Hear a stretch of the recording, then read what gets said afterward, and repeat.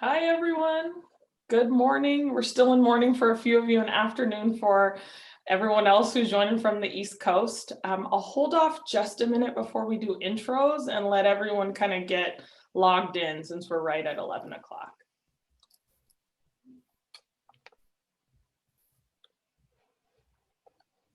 I can see participants joining, so I'll let that number go a little bit. This happens when I'm hosting virtual events. Just Right? I just have to stand here, just Give wait for everyone to join. Carrie, you just smile and get ready to talk about all the search things. That's all you gotta do. You got it, Bianca. Anything for you, B. Right?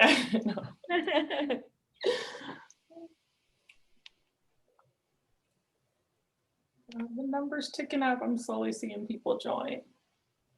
I'll give us like 2 or 3 more minutes before we jump on it. Can I see Rachel and I? Because I see it on the screen.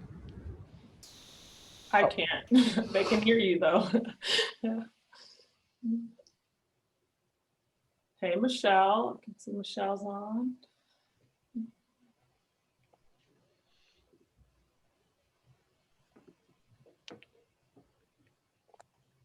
Okay, 19.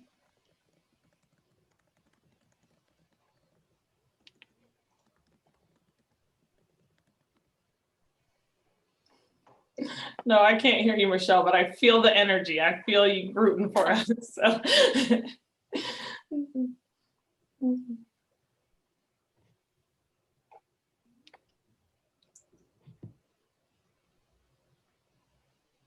All right. I think we're at 20. I'm going to go ahead and just start with some intros and get us rolling. Pull this up. So hi, everyone. I'm Bianca Reed, the VP of Client Development for Rain the Growth Agency, and it's my honor to be one of the driving forces behind SheScales. So for those of you who aren't familiar with SheScales is a direct-to-consumer marketing accelerator program founded by the women business leaders at Rain the Growth Agency for female-founded businesses and female founders. We launched SheScales last year, and in that year, we've talked to hundreds of founders, and we've learned a lot about what resources that founders really need. And one of them is marketing resources, but it's just access to the expertise. So that's what we really want to do today, is give you a little bit of access to expertise and also talk about founders' journeys and the tools they use to scale their brands. So I would like to welcome you all to our very first Path to Scale webinar. Thank you, Meg and Lily, for being our inaugural panelists today. Perfect. The topic of our webinar is scaling your brand with paid search. And paid search marketing is essential to any growing business. It's the first place we go when we're looking for products. Even if you found it in social media, you still tend to go out and search for something. So today you get to hear from our panelists and a panelist of experts detailing their own personal experience in leveraging paid search to scale their brands. And before I introduce the panel, let me go into a little bit of housekeeping things. So we want this to be interactive. The chat is open and you're welcome to speak with other panelists and other attendees. And then we also we're going to have Q&A at the end. So you can, at the bottom, we have a little Q&A button and you're welcome to put in questions as we go. And then Jane Kershan, our fearless leader, will hop on and do the Q&A at the end for us. We are doing a prize giveaway of some really fun things from Lily and Meg. And so we'll do that at the end, but you got to be present to win. And last but not least, we are going to make all of this downloadable. So we'll have this video recorded. You'll be able to reference it later. And if you go to SheScales.com, we'll have downloadable links and resources that you can use. So you don't have to furiously take notes. We will have a recap for you. All right. Enough of me. Let's jump into our panelist. It is my absolute honor to introduce Meg MacArthur. Meg has over 10 years of experience building e-commerce and digital marketing strategies for both large and small businesses. She currently works for a fast-growing footwear brand, UFOS, where she has grown the e-commerce division to a multi-million-dollar business while leading performance marketing and customer service teams. Prior to UFOS, Meg spent a majority of her journey with footwear brands, Keds and Asus. where she's developed shoppable experiences with influencer partnerships such as Taylor Swift and Steve Aoki. Her data-driven and strategic approach have fueled her proven track record of scaling performance media that drives customer acquisition. Thank you, Meg, for being here. And thanks for having me, Bianca. I'm super excited. We are too. I was like, she's gonna be on the panel. So I did my little happy dance that you just got to see there. And then Lily, who is an absolute force of nature. I'm going to read this very clearly so I don't miss one line of your receipts and your journey and your credit. So I'm gonna go dive into this. Lily Yo has 15 years of experience in consumer marketing with Fortune 200 companies and the last 10 years with Gumi Kids, a startup that she co-founded. She has led the successful incubation and launch of Gumi Kids. At only 18 months since market launch of the brand, she has already placed their flagship product, Guava Mitts, in almost 500 specialty stores in North America and distributing them in 29 countries. Prior to Gumi Kids, she headed the China practice and led cross-functional teams to create market-relevant, profitable customer experience solutions for emerging global brand clients. She speaks 5 languages and she is also a Shark Tank winner. Hi, Lily. Thank you so much for being here. Super excited to be here, Bianca. Thanks for having me. Hello, hello. All right, and then one of our own, Garrett Brown, leads the paid search team for Rain the Growth Agency. He brings 10 years of experience in paid search, organic search, mobile search, all the search, you guys. Garrett knows all the things. YouTube, conversion, optimization, and digital video creative. Garrett is a true advocate and ally. He and his team dedicate monthly office hours to supporting female-founded companies with their search efforts through SheScales. He is also the president of SEM PDX. Thank you for being here, Garrett. Thank you, Bianca. I'm really excited to be here. Yeah, so what I want to do is, Garrett, not everyone speaks SEM as well as you do. And so I'd love if you just would make sure nothing gets lost in translation and explain a few of the terms I have pulled up. And I need to do the Zoom thing we always have to do. Can everyone see my screen? You guys seeing it okay? Yep. All right. Coming through great. Go for it, Garrett. Yeah, absolutely. So Bianca is telling facts here. I can be a little bit too technical sometimes. And if you let me go, I could talk for about 10, 12, 15 hours straight. But for the purposes of this talk, I just want to kind of give some references to some of the things we're going to be talking about. At the top of the page is what is known as the search term, or in a more technical sense, a keyword. That is the user typing it into their Google search bar, and that induces the auction and the search results page. At the top of the page is where you're going to have the Google AdWords ad. That's a paid placement that is auction based, and it gets you to the top of the page and links to the landing page you'd like to see. The organic search results is what's going to come up organically. That is more through the SEO, where at the top of the page is SEM, search engine marketing, versus search engine organic. And on the right-hand side is the Google Shopping ads. This is a product-based ad that is comes off the feed from your website, plugged into Google Merchant Center, and acts as its own paid search ad onto itself, obviously adding the image and a link out to the specific product page. And all this makes up the SERP, which is the search engine results page. Perfect. Thank you, Garrett. I appreciate it. All right, Lily, I would love if you would share your journey. You have over 10 years of co-founding and running Gumi Kids. So I'd love to hear what that journey looked like, how you navigated the marketing space to kind of be in a place where you're now rapidly scaling your brand. Gosh, how much time do I have? I'll try to make this brief. You got time, let us know. So, yeah, it's been 10 years, and in the baby space, you know, that classifies us as OG, original gangsters. We used to sell to Gen X moms like myself. And the whole genesis of it was at a kitchen table with my old high school friend. And she was trying to help me be a better mom. Clearly I was unprepared. And so we were talking about products that like were just poorly made. My baby had, you know, rubber bands on her baby mittens. And she's like, how's that working out? And I said, terrible. They should be made better. They were so essential. She was like, I have an idea for that. And I said, you know, that's what I do for a living, is bring products to market. So it kind of started from there. Because we're from Portland, of course, we're the ones that are going to DIY and bring it to market. And it probably helped that I was also had lots of experience at Nike and a couple other apparel brands. So it was this little case study that began with just literally one product, $12 baby mitten. And we wanted to save the world, save it for babies. So back then, selling to Gen X moms was getting it into brick and mortar. That's where the hip mommies were shopping for cool, innovative, design product. So kind of like what Phil Knight did back then, where like literally put the stuff in his trunk, drive to the baby boutique, drive to the stores and sell it out of his trunk. That's what we literally did. And we sold, all 20 baby boutiques in Portland, I think in a weekend. But then we realized, and then right around that time, it was actually the pivot to do that was first we thought we were going to have our website, build it and they'll come. We got everything ready. We spent all of our money and bought, our first production run out of China. And we built the site and put it all up, all 12 colors, one size. And here we go. And I think we had 20 orders that day. And we're like, oh my God, we don't have any more marketing money to go and sell this. And that's when we made the quick pivot to B2B. And we did the whole road show, out of our trunk. And incidentally, right around that time was also when a friend of ours that was working at Amazon, he said, we spent so much time on, or so much money on marketing at the time into Google. And we're like, well, we don't even have money for Google anymore. So he said, just start this little part of Amazon called Seller Central. It's a new thing. And just put your product there, connect the terms that you want to be associated with your baby mittens. So we're like, no scratch, all that. We started connecting it. And that was literally the beginnings and genesis of our paid search.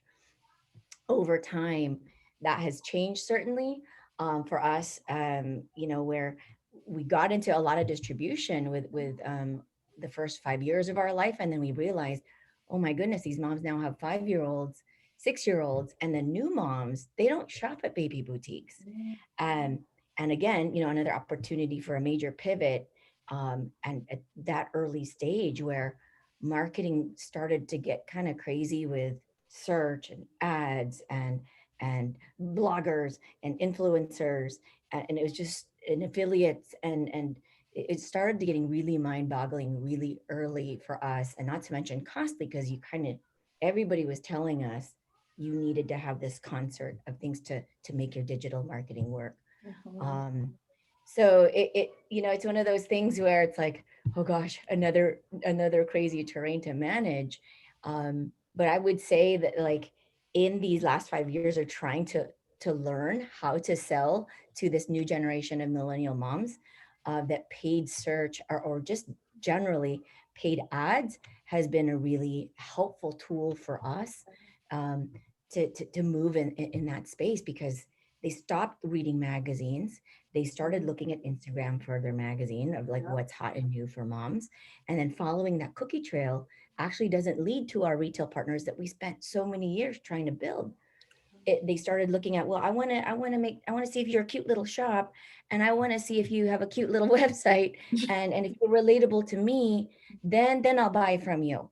And then actually it sort of took away from the brand if we were like touting, hey, we're Nordstrom's, we're in all these places, and we looked too big. So that was a real pivotal moment for us. We're like, oh, we got to kind of look small and grassroots again.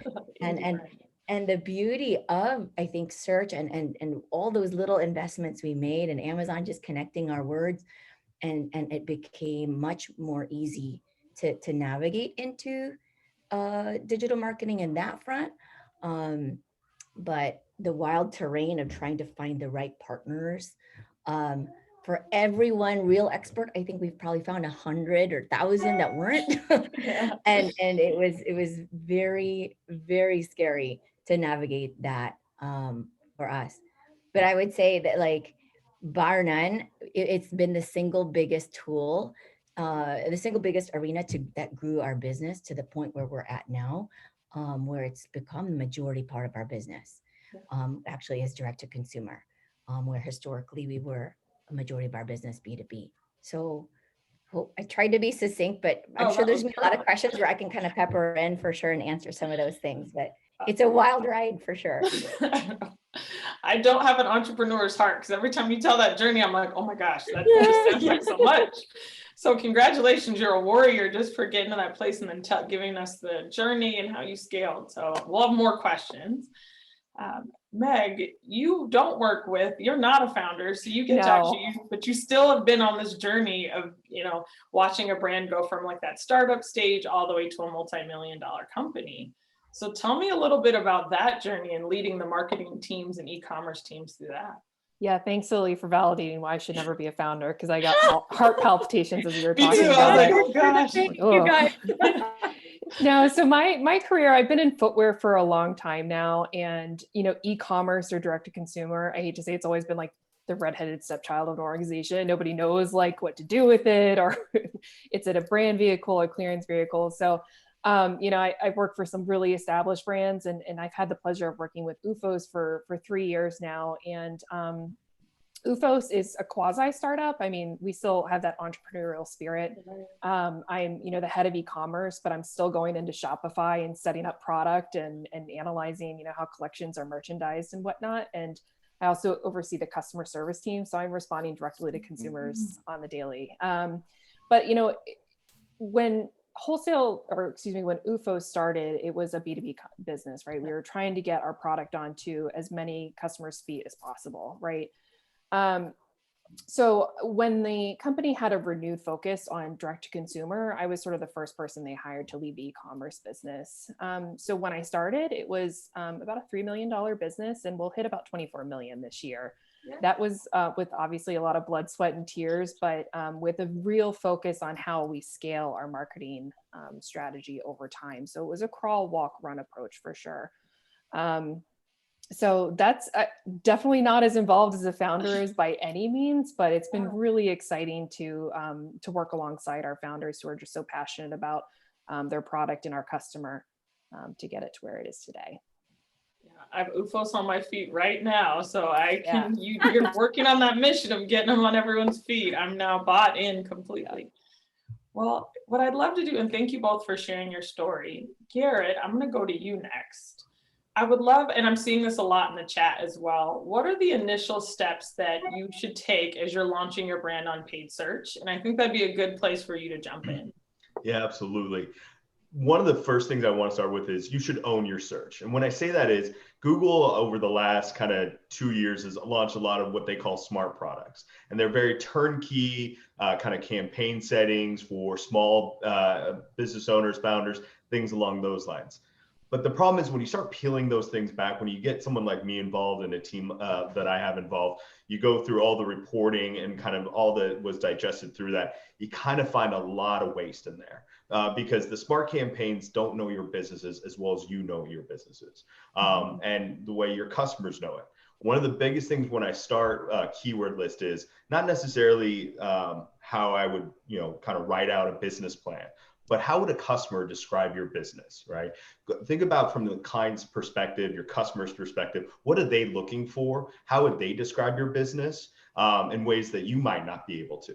And that's how you really start building what we call non-brand key terms. So with Meg's business, you have UFOs is the brand term. So we want to have that as a part of a campaign so we can kind of own that SERP, right? So you want to have your paid ad at top, your organic listing, and maybe some accessory shopping ads. But your non-brand keywords are kind of how you kind of open up your net, open up your world, as it were. So to use UFOs as another example, we want to be able to find those who wanted comfort shoes, adult shoes, arch support shoes, foam shoes, on and down the line, because they are in the nexus, they're in market for your kind of product. And that's how you start building those. You want to have those in separate campaigns. You want to have your brand key terms in one and your non-brand key terms in the other.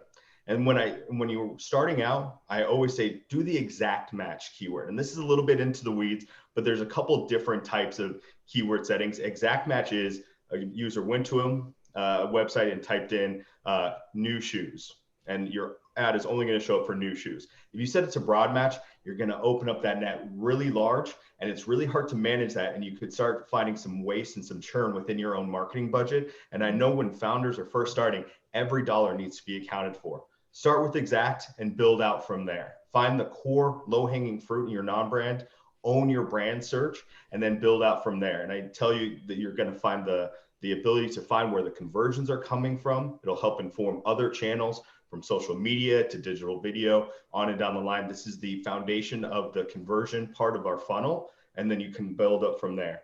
Owning those spaces, starting simply and owning it without kind of handing it over to too many automations are a great way of building it up. And then you're going to find some early success and then be able to reinvest those dollars in and throughout. And that's how we've seen search budgets grow from maybe $1,000 a month to all of a sudden you're putting 150,000 to $1 million in a month, and you're still getting those returns because you started off from a solid foundation. Perfect. Thank you, Garrett. That is definitely one of the most common questions that we get when we're doing our office hours for SheScales as well. And then Lily, I wanted to dovetail kind of off of what Garrett was saying, because you're in a situation where your product has some commonalities with many products, and then you have some things that are very unique about, the mittens and different pieces. So what things have you learned about how people are searching for your products and going after millennial moms? Well, for sure, I would definitely validate Garrett's point. Like, our best performing paid search strategy is for sure our branded term. We were late to the game, kind of, right, with Google, and because we were B2B for so long, by the time we got to the game, we just bought GoMe, the brand, that search term, and we were getting anywhere from 15 to 20x return on ad spend, because there was already brand equity that we built from all these other places, having retailers, having bloggers write about us, and so on. So that helped boost us right out of the gate. So for sure, if you have been around a while, that you've built equity, I would do that first, for sure. And I think what's helped us is, interestingly enough, the other thing, we listened to a lot of our reviews. We culled that of our consumers. Every time, an Amazon review would pop up, I have a teammate that just culls that and looks for key phrases, and we would do word clouds. And it's like, oh my gosh, we didn't know, like, the most number one feature they cared about, at least in the reviews, is buttery soft. Buttery soft, pajamas, or buttery soft booties, or stay on da da da. And so we would start to take those phrases, or best baby shower gift, my go-to gift.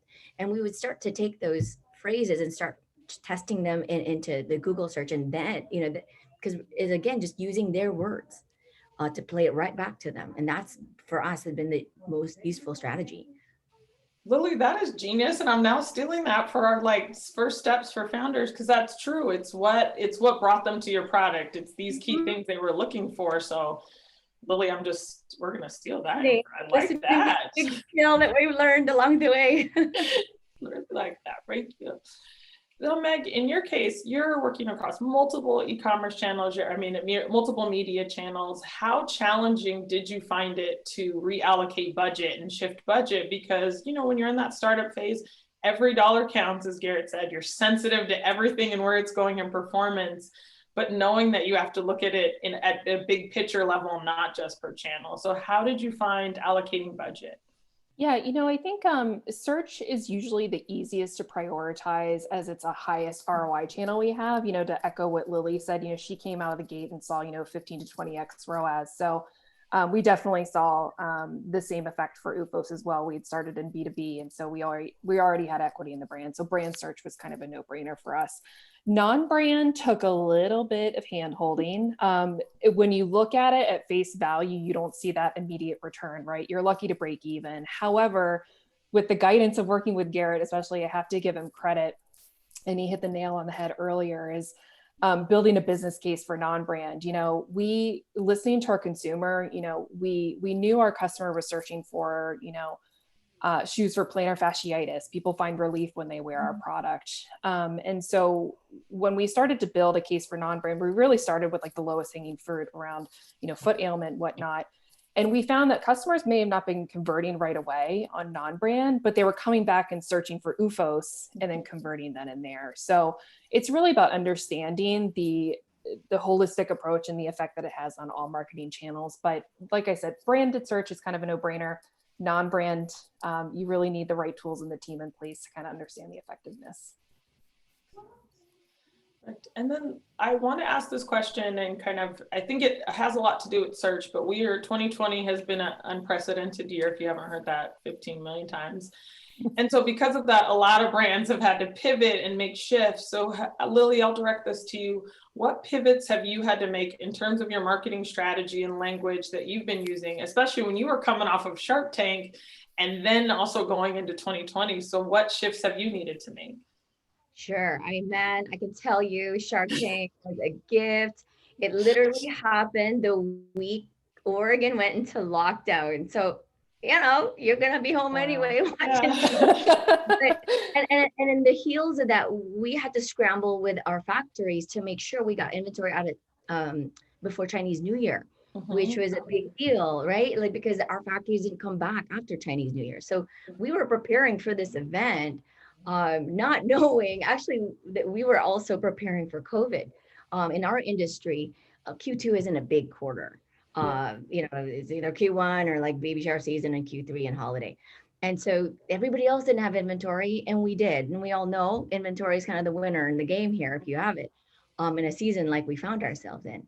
So, you know, we had inventory, Q Shark Tank, and then Q COVID right afterwards where we had inventory. And we were just focused on retargeting our customers. All this drove of people coming in. We're like, go follow them afterwards.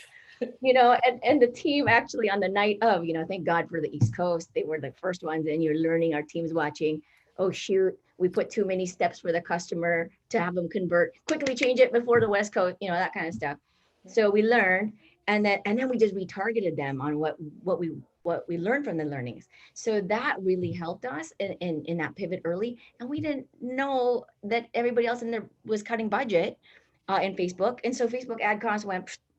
So, and we were just spending for retargeting. And so we found ourselves in the opposite where everybody was.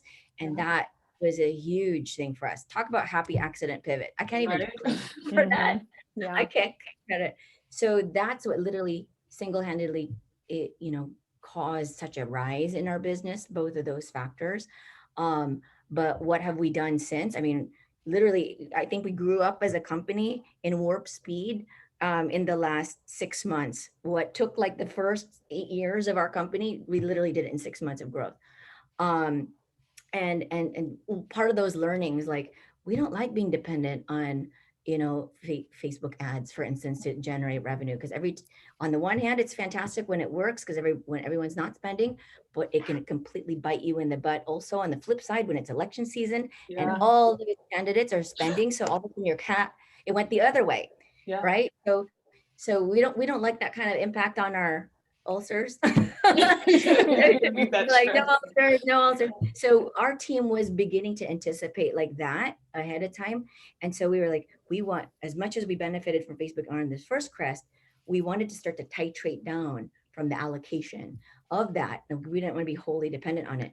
So we actually cultivated like a heavy email list over this time. We cultivated a direct catalog actually that we're launching right around this time now because we wanted off-stream costs. Totally unrelated, I apologize. Yeah, we love all of it, trust me. But, you know, the cost of a click to get a customer to look at us for 2 seconds, maybe, because I have to wow you in 2 seconds or you go. You know, the cost of that was, you know, just a little shy of $1. I can get a catalog. I can get a 32-page catalog in their hands for less than that, where they can stop and stay a while and have a moment at 2 a.m. when they're feeding their baby. So all of a sudden, the calculus really started to make sense for us that like, we don't want to put all of our eggs on that basket. All this, meanwhile, all this time, paid search is down here, clicking along, because I guess the way we saw the way the channels worked out is, you know, the ads are a way for like, you know, you're pushing your content and trying to get them to, whereas in many ways, at least what we've seen clearly I haven't worked with Garrett. We need to work together. But the search for us was a mechanism where if they heard about us from somewhere else, they're going to go and look. So it became more of a pull at that point, right? So whenever we were doing stuff over here in the demand gen, you know, search was the catch for it. When Shark Tank hit, all of a sudden our search, you know, Gobi term got searched way more times, same with Amazon and all these places. So search becomes that sort of catch-all when they've seen you elsewhere and you want to make sure you're ready for it. So it's not, our paid search didn't quite go exponentially as high in terms of allocation as much as the other demand ones, but it's one of those where it's our steady Eddie kind of core base. So I Yeah. probably didn't answer your question at all. No, you perfectly answer a question. And then I want you to prepare yourself because everyone's stuck at home. So we're assuming we're headed to another baby boom is what I'm hearing. Yeah. So it'd be great for your business in a little bit too. Well, and I'm glad, I love hearing happy, or I shouldn't even say happy, good things that happen during a tough pandemic, because it's exciting to hear that as a founder, you know, when women are getting less resources during this time period, you're scaling and having success. So we want to hear all those good details. There's hope. There's definitely hope. Meg, what have you seen in terms of a shift in how people are looking for footwear? Because during COVID, we've gone into this place where some people just don't need shoes. Like we were just saying earlier, they aren't wearing heels. But what I haven't taken off since COVID started is my OOFOS, because it's that comfort. It's kind of that pain relief for me as well, and that recovery piece. So for you, what have you seen in terms of shifts since COVID hit, and then some of the terms that people are using to look for your brand since the pandemic? Yeah, that's a great question. You know, we were in a very fortunate circumstances this year where our product is so incredibly comfortable, and lucky the person to get the giveaway at the end of this. You get to experience it firsthand. But we definitely saw a shift, you know, primarily within industry specific. So we saw a huge lift in people who are physicians or nurses on their feet all day looking for good shoes for just being on your feet. They were looking for clogs specifically. So we had, you know, a huge product performance lift with that specifically. And with the guidance of the RAIN team, we were able to kind of flex those products and those campaigns accordingly. And we were able to target nurses and make sure that we showed up for them as well. So, and then we also saw nice PR hits because we did a huge donation around March and April. And so we made sure that all of our branded terms were fully funded during that time too. We saw a huge lift earlier in the year. And I think through it all, the last thing that we ever want to touch is our branded terms or our paid search, because as those moments happen throughout the year, and some of it is, you know, attributed to, you know, the reach tactics that we implemented. But, you know, when that PR hit does happen, we want to make sure that we capture any and all demand on the table. So if there's any advice I could give is just make sure that when you do launch into search, make sure that you have that coverage there. So you're able to capture that consumer right away. And we've certainly seen a tremendous effect happen through COVID and unique audiences that we were able to capture. Thank you, and love to hear the success and the continued growth during tough times. So Garrett, the next thing is, and I'm throwing you kind of a wild card here, but you know me, you're used to me, we'll be fine. Q4 is a time period where that's a lot of people's make it or break it. So do you have any tips within Q4 scenarios? Because you know you're coming off of an election, we're going into a high demand holiday. Do you have any Q4 tips that people, like especially founders, should consider as we go into this holiday season?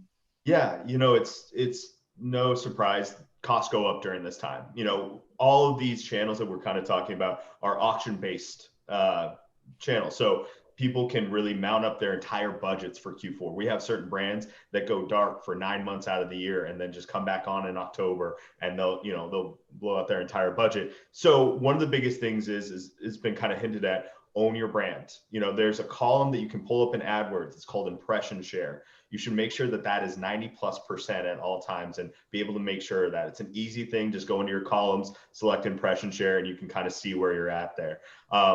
One of the biggest things that I get is, you know, why should I spend money on my brand search when my site comes up in organic results? And I'll say to this is that is a risk that you run where competitors can buy against your brand and can show up there, particularly on mobile devices. Do a mobile search on your phone and see how many times you have to swipe to get to that first organic result. It can kind of be a little bit troubling to capture that demand along the way, and the return is there. So making sure to own that brand space is crucial, because you're going to have certain kind of conquesting brands that might come up that haven't been on all year and want to kind of coast on your tailwinds. And if you're not owning that top of the page there, you can kind of lose some of your traction there and lose incrementality along the way. Second biggest thing, refresh your ad creative. You know, if you've been running the same ads for 3-6 months, things like that, bring a fresh take on it, especially if someone's been kind of looking at you throughout some of your reach and awareness media, hasn't made that buying decision. Oh, it's gift giving season. That's time. Give them a fresh look, give them something new to look at that's going to capture their eye they haven't seen 20 times before. And then make sure that your website is loading fast.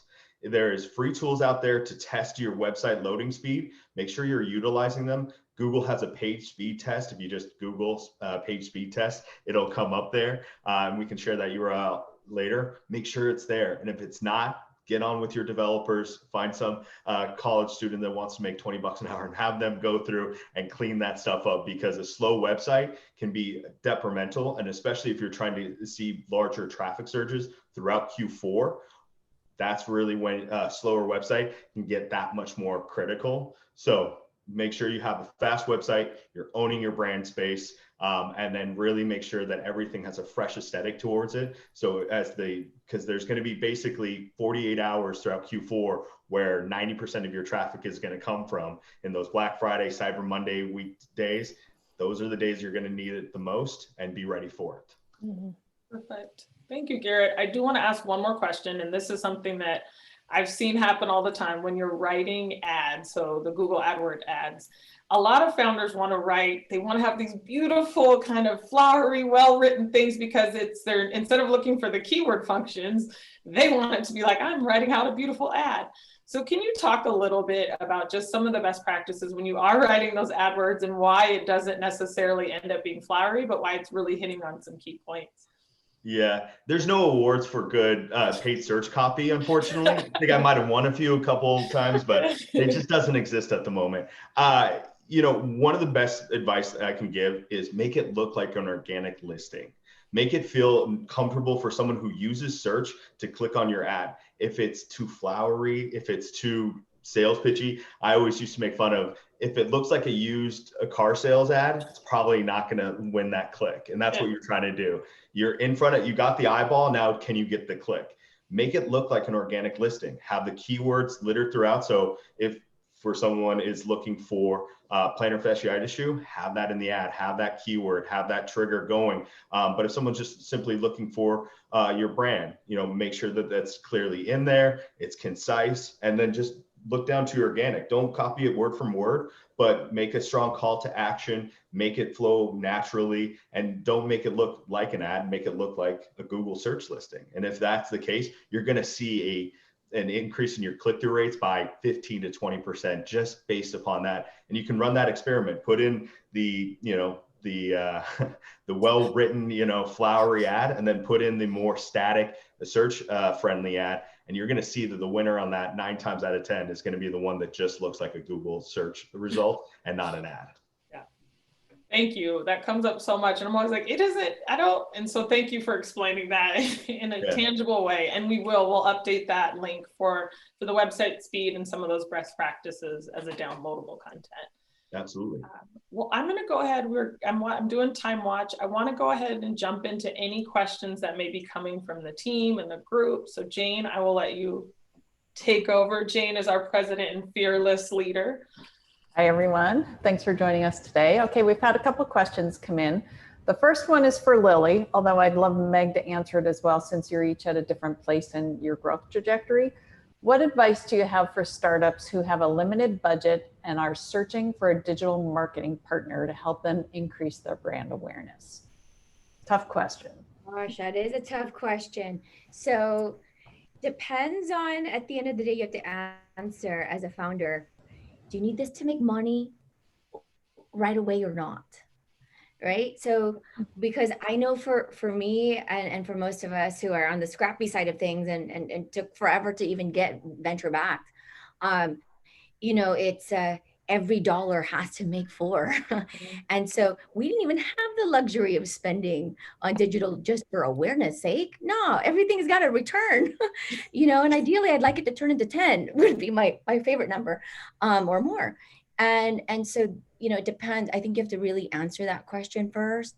Do you need it to really generate a return for you, or not? Because if you do need a return right away, things we talked about, where it's like branded term would be the easiest way to go, or something like, trying to get your words maybe in Amazon, and the cost of advertising there, actually we found historically cheaper than say running a Facebook ad, where we were getting a conversion of up to 20% versus leading them to our site, which was getting in the neighborhood of 2 to 3. So really tough when you're like, oh, I needed to turn into $10 every $1 I spend. And so even something like a click-through rate, we were testing on a Facebook ad or a Google ad, and we were sending it either to our Amazon page or our own website page. Even there, it was like a 10-to-1 difference. So I think, if it's just awareness, try to do it as cheaply as possible, like, organically through influencers, trade product, go kung fu, man, when it comes to grassroots for these things. If you can. Because you'd be amazed at a time like this, people actually crave just genuine connection. They don't want to be sold to, for sure. I totally can speak to that with Garrett. They don't want to be sold to. And certainly for our mom audience, they're sold all day. So like try to make them stop and stay a while with something that you're trying to give them and make their day a little bit better. And ideally make them a hero in their story. That's what I found to be the cheapest way to get brand awareness, if that's really what you're after. But and when it comes to like when you're ready to spend money on digital, we really tend to have a more focused, let's turn this into a return exercise before we have the luxury of just making it an awareness activity. Great. Hopefully that answers your question. Meg, any thoughts about agency selections? You guys have been small and large.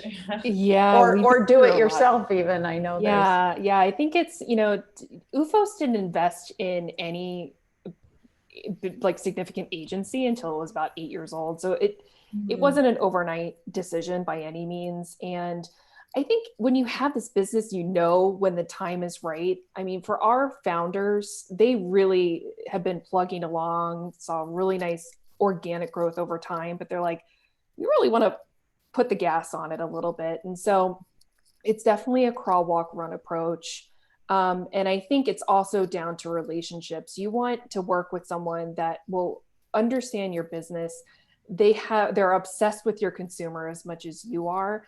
And they have that passion that they bring to the business. And then I think also investing with confidence, right? Like when we were ready to move to, Rain, for example, we knew that we were investing in a team that had the right tools, that had the right talent, that could understand us and take us to that next level too. So, but again, UFOS has been around for almost a decade now, so it definitely took time to get there. But crawl, walk, run is really my mantra for working for a small business too. And I think as we started to test our way into more of that reach media, it was started off with a really small investment, learning, and then applying that to the next round, and then applying that to the next round. And slowly you start to scale your media over time. And Lily, I know you do your search in-house as well, correct? Or you have a partner? We have an agency that we work with. We've worked with probably 4 over the last 3 years. It's like musical chairs. There's a Chinese proverb called "New broom, sweep cleaner." That kind of comes into play here. I like that. I like that. Hey, it's 5,000 years old kind of advice. I'm not going to knock it. So, but with that said, I think there's in that beginning point, and when we were searching for agencies, crawl, walk, run for sure. Like Meg, hey guys, we have this small budget, treat it like it's your own. We do have return targets for it. And let's see what the most highest yielding opportunities are. And then you kind of keep building until there's always that proverbial, like, okay, it looks great when we spent $500, but will it look great when we spend 5,000 or 10,000 a week, and it invariably scale breaks, right? Once you scale, that metric breaks. And then you just kind of keep looking for, kept looking for the partner that can, make that scale, but not break so badly. And there's obviously many factors that come into that. But the one that we work with now has really gotten us on a good steady diet of a combination of like top of funnel, middle and bottom, and a combination between demand, push and pull. So, but I think we're going to come to a place, just to maybe hopefully answer the question for the audience. We've heard advice, and I think we're getting ourselves to the place where we need to bring this in-house, bringing that kind of intel in, because no one's going to be able to sell our brand as much or care as much as us. And that time lag of responsiveness matters to us enough. Mhm. So that's kind of where we see maybe the next transition for us. Great. So we suddenly have a lot of questions coming in, but I'm very conscious of the time because we promised people that it would be 45 minutes. So what I suggest we do is we will take all the questions and answer them and put them into the document that we have, that we're going to offer to everyone after the seminar. So with that, should we go over to one of the best parts of this is to talk about the giveaway as well. So I'm going to pull up a picture of suggested prizes. So Lily, can you tell us a little bit about your product? Sure. We make the world's best baby essentials, guys. A little slightly biased over here, slightly biased. Literally what baby needs in those first few months in home, first 6 months, really. Mittens that actually stay on and prevent them from scratches. Booties that keep their warmth so they don't lose all their heat out of their extremities, that look like boots, but really because they sleep 8 times a day, you really want boot looking socks so that they can be in and out of the house and whatever you're doing. And pajamas that do the double duty of making it easy for mom and dad to change diaper 8 to 10 times a day, but convert into a sleep sack. So it's a one piece. We're not creating more waste for our planet. So this ultimate kind of starter bundle that we have here is usually like what we would suggest for the newborn parents, who are going to be a lot of those, hopefully in the baby boom that we're going to see next. This particular set of prints is part of our new Canyon collection that we have collaborated with one of our Instagram influencer fans called New Darlings, and it's an homage to the desert, and the prints that you see and then the colors that you see, and that dovetails with the fall season that we find ourselves in. So hope you enjoy. I don't even have any babies in my life and I want one. So Not just snuggle with a gown at night. Yeah. Okay, Meg, tell us about the women's Ooh La La sandal. Yeah, so with every OOFOS that you try, we have the same unique OOFO material. So OOFO, we've done a lot of studies with top researchers and labs and universities across the country, but it absorbs 37% more impact than any other foams. When you think about like your Asics or your New Balance, your Hoka, those foams and technology are meant to kind of propel you, whereas OOFOS does the exact opposite. So you actually walk easier in our product, which is why people with plantar fasciitis or athletes who are recovering after training or running a marathon wear our product, because it just feels so good. And it has a nice high arch bed. So the foam and the footbed are proprietary to OOFOS. You're not going to find anything like it on the market. The Ooh La La that you see here, it's our women's style. It has just a slightly tapered footbed. This came out of, consumer requests that we had when we first launched the business. We just want something that's a little bit sleeker, a little bit more feminine. So this is the Ooh La La sandal, but we also offer unisex footbeds that are for men and women. We have shoes and clogs as well. Going back to the nurse comment that I made earlier, we have a tremendous amount of nurses and physicians that buy the clogs. So I'm excited for you guys to try it. And again, this is the Ooh La La, but we welcome anyone to try any product that they want. A favorite of the agency for sure. Mm-hmm. All right. So for the winner, Rachel, you want to give it a spin?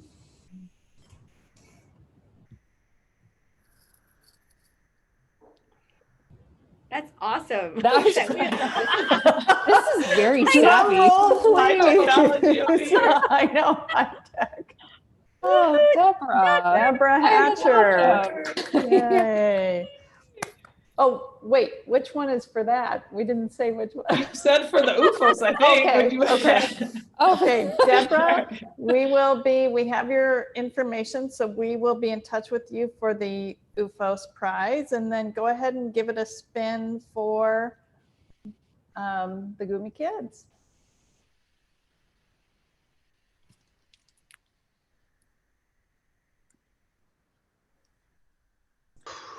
Andrea, congratulations. Excellent, high tech here. Feed me one of these. All right, Bianca, back to you for All closing. right. Well, thank you again, Lily and Meg, for being here today and taking us on your journey and sharing all these pro tips on how to scale fearlessly. So we're super grateful to have you here. Garrett, thank you for being our resident expert. And then I want to send a big shout out to the team behind the scenes at SheScales who's been really helping to get the webinar up and running. So Perlita and Steve and Rachel, thank you so much for your work as well to make this all come to life. This will be an ongoing series for us. The next one we plan to do is paid search, and we'll make this paid social. And so we want to make this an ongoing discussion and be an ongoing resource. Please go to SheScales.com. We will have the content up by tomorrow where you can download it, and then also the video and the recording of this if you missed anything. And then if you have any questions, all of our information is on the SheScales site. We are here to be a resource, so feel free to reach out and scale fearlessly, everyone. Thank you. Thanks, guys. Have a great one. Bye. Bye. Bye.